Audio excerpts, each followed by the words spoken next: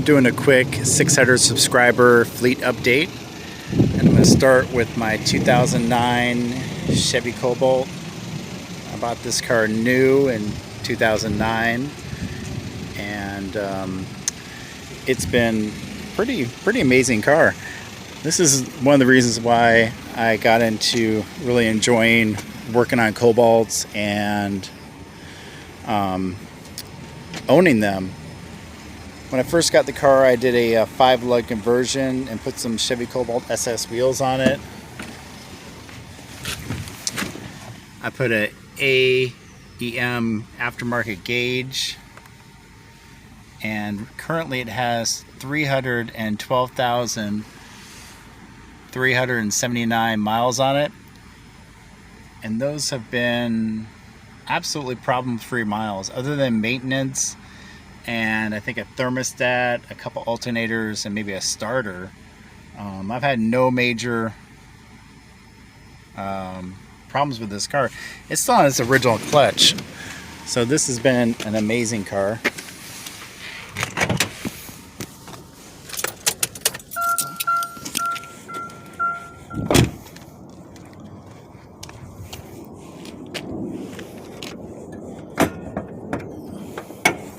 Put aftermarket headlights in it with the blacked out housing. I think that looks really nice. K&N air filter, ZZP,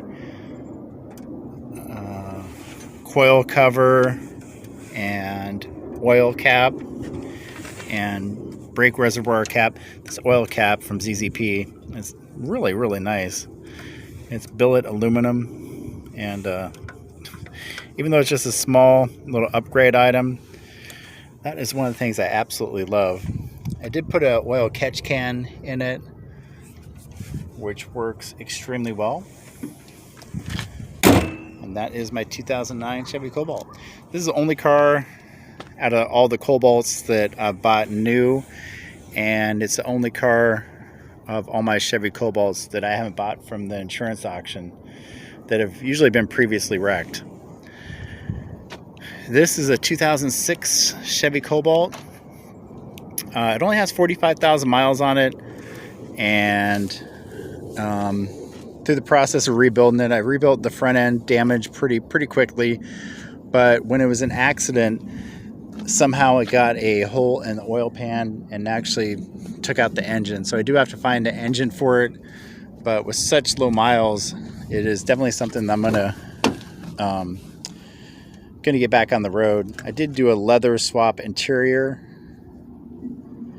with it, and I will be upgrading the windows to power windows, which I will make a video of. And then this is my 2008 Chevy Cobalt Sport that I'm in the process of parting out. I've removed the rear end, all the interior. This is what I got the leather interior from. Dashboard, wiring harness, engine,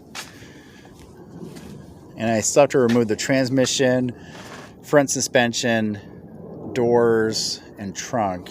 And as you can tell from the frame rails, they were just too badly damaged for me to repair it.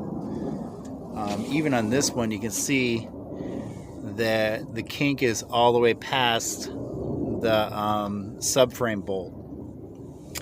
I could have cut that out, sectioned it, and re-welded it in, but it just was too much damage to cost effectively put back on the road. So it's definitely, this car is definitely a better parts car than a repair car. But sometimes you win and sometimes you lose when you buy cars from the auction. And that's what I love about just doing pretty much one type of car right now, is even when it's not economical to repair, I can usually part it out and do okay. I just have to remove the rear trunk lid, which has a Chevy Cobalt SS spoiler. I have the SS exhaust and the SS back bumper, front bumper, and rear end. So this car should be gone in about a week. I may remove this quarter glass. I'm not sure. It seems like it's more effort than actually it's worth. Definitely going to remove the doors and, well, probably not even the fenders because that one's bent. And this one might be good. I might actually take this fender off. And in the near future, I'm going to do a disc brake conversion on my 2009 Chevy Cobalt. And in order to do that, you have to replace the whole back axle because the back axle is different for a disc brake and a drum brake. So I'm going to do that. And then this car will be gone. My 2010 Chevy Cobalt LT, which was the third black car, I actually got rid of that car, and that is in its new home, being enjoyed by the new owner. And this is my 71 Dodge Charger. At some point, I'm going to do something with this as a project car. I've owned this car since I was 16, so it does have a lot of sentimental value. But eventually I'm going to put a modern Hemi in it, new wiring, a whole bunch of stuff. And then this is my 2010 Chevy Cobalt. I was letting my niece drive this car, and she got a new car, so I finally got this one back. I do have to go through it and recondition it. It's in really good shape. I originally bought this car. It had minor front end damage but didn't run, so I got it to run and fix the front end. When I got it, it had 104,000 miles, and currently it has 144,425 miles. This has been a really good car.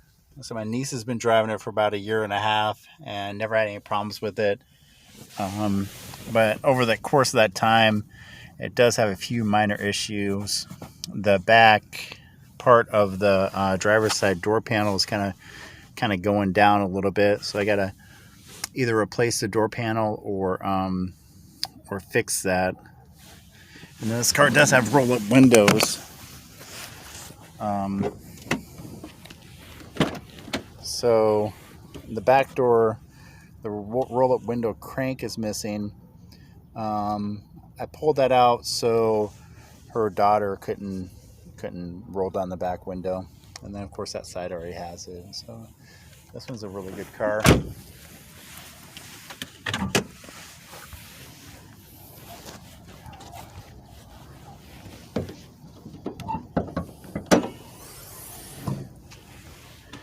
So the original damage, the headlights were busted out and the intake manifold was cracked, which caused it not to run. And then the radiator support was slightly bent, which I bent back into shape, but it's still really good. And that is my 600 subscriber fleet update.